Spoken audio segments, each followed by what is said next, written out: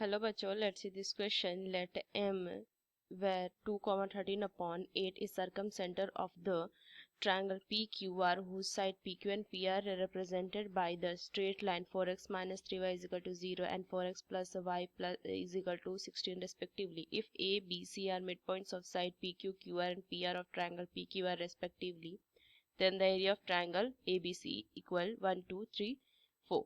तो चलिए इस क्वेश्चन को सॉल्व करती हूँ। सबसे पहले अगर मैं देखूँ तो एक ट्रायंगल है पी क्यू आर और ये जो एम है वो सर्कम सेंटर दिया हुआ है एम। सो इसके कोऑर्डिनेट्स भी मुझे दिए हुए हैं। अगर मैं देखूँ 2 इंटू 13/8 ये दिए हुए हैं।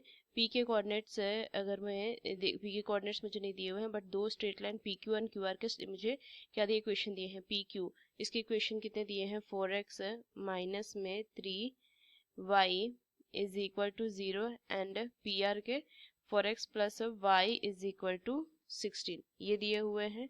सो इनको सॉल्व करके मैं पी के कोऑर्डिनेट्स तो फाइंड कर सकती हूँ। तो चलिए इस क्वेश्चन को सॉल्व करती हूँ। की कंसेप्ट है अप्लाई करूंगी। सो अगर मुझे 2 पॉइंट दिए हुए हैं, जैसे कि ए पॉइंट कोई दिया है जैसे कोऑर्डिनेट x1 y1 है एंड बी कोई पॉइंट दिए हुए हैं जिसके कोऑर्डिनेट्स x2 y2 है, तो इन दोनों का मिड पॉइंट अगर मुझे फाइंड करना हो, mid point of A B, so ये क्या हो जाएगा, ये x1 प्लस में x2 अपॉन में 2 y1 प्लस में y2 अपॉन में 2 ये होगा। और मुझे area of triangle using determinant ये मुझे पता होना चाहिए डिटर्मिनेंट। सो चलिए ये चीज़ तो सेकंड पॉइंट जो है वो क्वेश्चन को ही देखते हुए मैं बनाऊंगी, तब समझेंगे कैसे फाइंड करते हैं area of triangle using determinant. तो सबसे पहले मुझे p को फाइंड करना है, तो पहले मैं सॉल्व करूंगी 4x minus 3y is equal to 0 एंड 4x minus y plus y is equal to 16। अगर इनको माइनस कर दूंगी साइन चेंज हो जाएगा, ये कटेगा कितनी वैल्यू आ जाएगी माइनस में, तो minus 4y is equal to minus 16। So y की वैल्यू तो कितनी आ जाएगी 4 आ जाएगी और इसकी y की वैल्यू किसी भी इक्वेशन में रख दीजिए। सो 4x माइनस में कितना हो जाएगा 12 is equal to 0। So 4x is equal to 12। So x is equal to 3। So p के जो कोऑर्डिनेट्स आ गए ना वो कितने आ गए 3,4। p के कोऑर्डिनेट्स मेरे फाइंड होंगे ये 3,4। फर्दर चलिए सॉल्व करती हूँ मैं। तो द इक्वेशन अगर मैं देखूँ, the equation of a line perpendicular to PQ is 3x plus 4y is equal to क्या हो जाएगा PQ पे परपेंडिकुलर। सो देखो ये लाइन PQ पे परपेंडिकुलर ये लाइन हो जाएगा और ये PR पे परपेंडिकुलर हो जाएगा। सो अगर मैं इनको दे दूं कि ये पोजीशन, सो ये पोजीशन A है, ये पोजीशन में C दे दूंगी, ये पोजीशन C है। सो चलिए इस क्वेश्चन को अगर मैं फर्दर सॉल्व करूं तो इसको मैं क्या लिख सकती हूँ, हाँ, ये लाइन जो है किससे पास हो रहा है M से पास हो रहा है। So as above line passing through m, तो m के जो कोऑर्डिनेट है वो सेटिस्फाई करेंगे इस इक्वेशन पे। सो 2, 13/8 ये सेटिस्फाई करने चाहिए, तो मैं लिख सकती हूँ। सो 3 इंटू 2 प्लस में 4 into 13/8 is equal to k। So अगर मैं इसको सॉल्व करूँ तो k की वैल्यू जो आएगी वो 25/2 आएगी। सो इक्वेशन ऑफ am अगर मैं देखूं तो ये कितना आ जाएगा, ये आ जाएगा 3x प्लस में 4y इज इक्वल टू 25/2। ये मैं लिख सकती हूँ। तो जिस तरीके से मैंने ये फाइंड किया उस तरीके से मैं PR के भी इक्वेशन फाइंड कर सकती हूँ। So similarly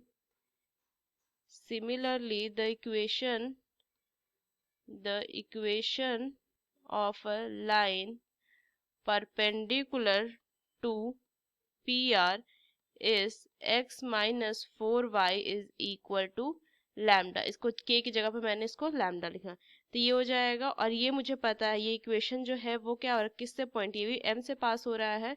so above line passing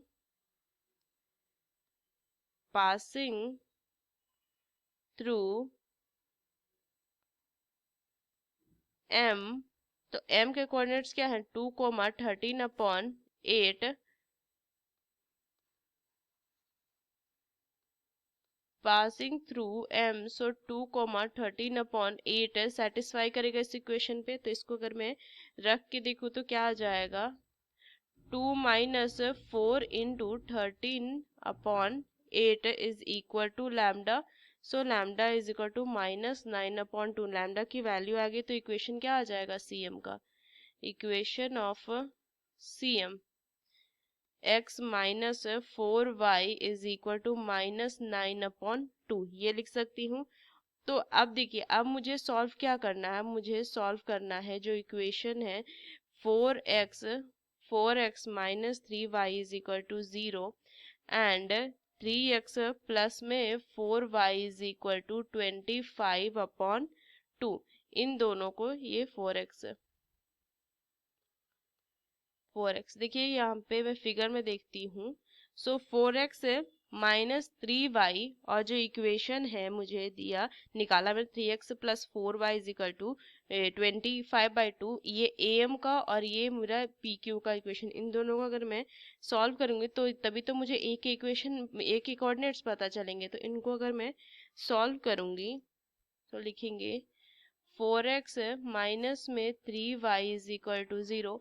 सो देखो, अगर मैं इसको ये जो इक्वेशन है इसे अगर मैं 3 से मल्टीप्लाई कर दूं और ये जो दिया हुआ इक्वेशन 3x प्लस में 4y इज इक्वल टू 25/2 इसको मैं क्या करूँ 4 से मल्टीप्लाई कर दूं तो कितना आ जाएगा ये 12x माइनस में 9y इज इक्वल टू 0। ये कितने आ जाएगा 12x प्लस में 16y इज इक्वल टू, ये 2 से 2 कट जाएगा तो कितना आ जाएगा 50 आ जाएगा ना। चलिए माइनस कीजिए, माइनस करूँगी ये कट जाएगी वैल्यू, माइनस माइनस प्लस हो जाएगा तो कितना आ जाएगा 25y माइनस में ही और ये आ जाएगा माइनस में 50। सो y की वैल्यू आ जाएगी 2। y की वैल्यू 2 आ गई। अब मैं y की वैल्यू किसी भी इक्वेशन में रख दीजिए। सो x की वैल्यू के लिए सो 4x माइनस में कितना हो जाएगा 6 is equal to 0। So x is equal to कितना हो जाएगा 3/2। सो एक इक्वेशन 3/2 कॉमा 2। अगेन हम सॉल्व करेंगे क्या, also on solving 4x plus y is equal to 16 and x minus 4y is equal to -9/2। So देखो इसे मैं क्या करूंगी, इसे ना मैं मल्टीप्लाई कर दूंगी 4 से। सो 4x प्लस में y इज इक्वल टू 16, 4 से इसको मल्टीप्लाई कीजिए 4x है माइनस में 16y इज इक्वल टू कितना हो जाएगा 4 से, तो ये 2 से कट जाएगा माइनस है 18 आ जाएगा। इधर सॉल्व कीजिए माइनस प्लस और ये प्लस साइन चेंज हो जाएगा ना, इसको मैं सही से लिख दूंगी तो ये साइन चेंज हो जाएगा, ये कैंसिल आ जाएगा, कितना आ जाएगा ये ऐड कर देंगे 17y इज इक्वल टू, इन दोनों को भी ऐड कीजिए। सो वैल्यू कितनी हो जाएगी 14, 1 2 1 3 ये आ जाएगा value. So y is equal to 2, y की वैल्यू 2 आ जाएगी, y की वैल्यू किसी भी इक्वेशन पर रख दीजिए। सो ये कितना हो जाएगा 2 is equal to 16, 4x is equal to इधर प्लस में जाएगा माइनस में जाएगा 14, so x is equal to 7/2। तो जो c के कोऑर्डिनेट्स आ गए वो आ जाएंगे 7/2, 2। c के कोऑर्डिनेट्स आ गए। फर्दर सॉल्व करूंगी तो मुझे पता है as a is mid point, क्या ये मिड पॉइंट है, so mid point of P Q. So find करूँ तो क्यू के कोऑर्डिनेट्स कैसे फाइंड कर सकती हूँ, इसे ना मैं a कॉमा b मान लेते हैं, let coordinates of Q a and b। So अगर मैं लिखूं कि q के कोऑर्डिनेट्स के लिए a मिड पॉइंट है तो लिखेंगे 3/2 2 is equal to 3 plus a/2 4 plus b/2 ये लिख सकती हूँ।